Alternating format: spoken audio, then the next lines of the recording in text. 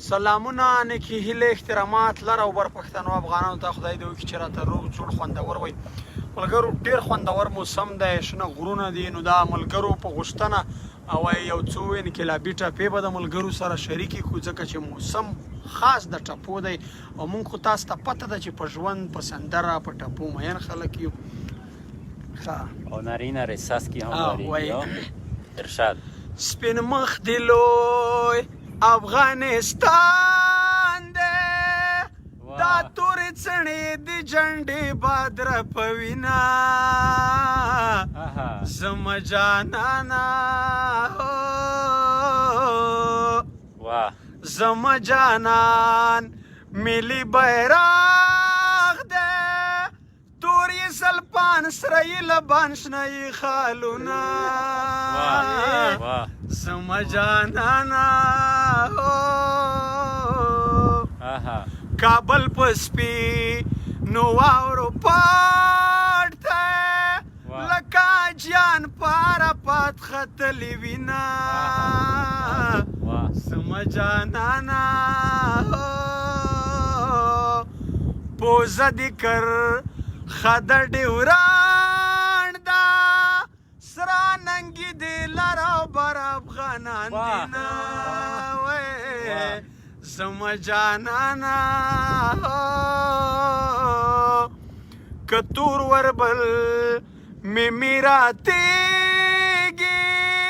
پو وطن ننگ دی جانان منی کوما زما جانانا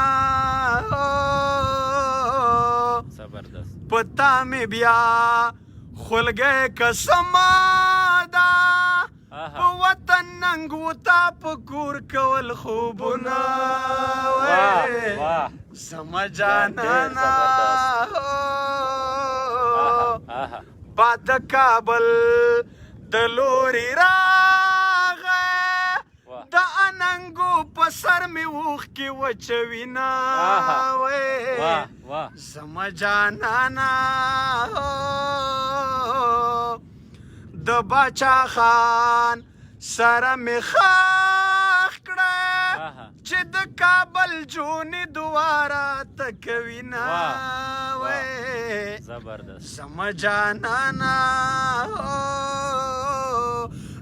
د یوه ټپه د مسافرو ته پکې ډالې وي وایي کرشاد تا سره تله لیوړکي راغلل تا په پردي وطن کې څلیدلي دینه زما جانانا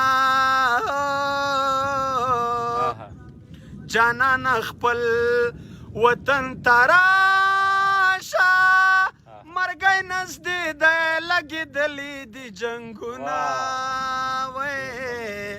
زما جانانا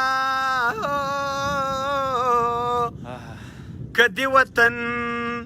په ننګ شهید شوې په تار دې زلفو به کفن درته ګنډمه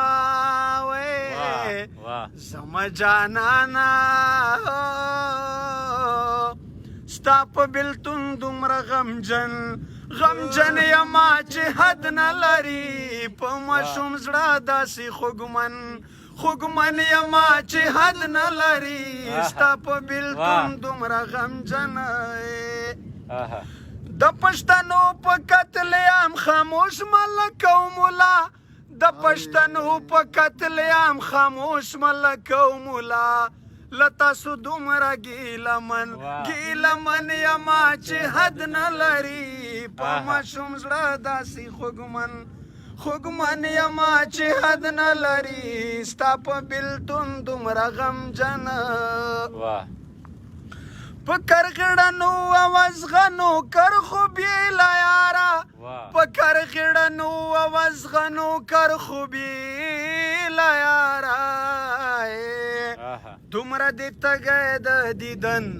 دیدن یما چې حد نه لري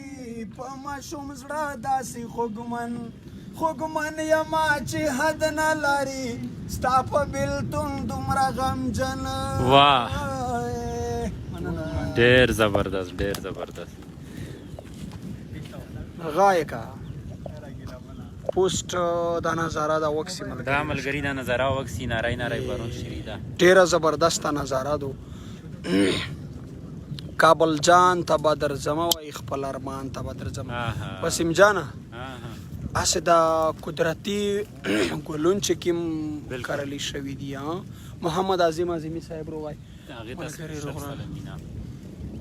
نو ملګرو موسم خوندور و د صدر کامران صاحب او د نورزاده مسعود صاحب د مبارز وسیم داوړ صاحب دغه ملګرو خواهش وو چې ټپې مصرې به شریکې کړو د ملګرو سره نو دغه دی تاسو واورېدې او ډیره زیاته خوندوره نظاره ده موسم هم خوندور دی باران هم شروع دی وطن بیخي ډیر زیات ښایسته وطن دی که چیرې نیټ زمونږ سره رښتونې ملګرتیا کړې وي تاسو ته دا ریزلټ صفا ښودلی وي نو تاسو به د دې وطن د دې نظارو نه یقیني خوند اخیستی وي نو هر چیرته چې وایي لره او بر پښتانه افغانان خدای مو راته ښاد او آباد لره مونږ په دعاګانو کې در سره یاد ساتئ وایي که د وطن په ننګ شهید شوې پر تار د زلفو به کفن درته ګنډم السلام علیکم ورحمت الله وبرکاته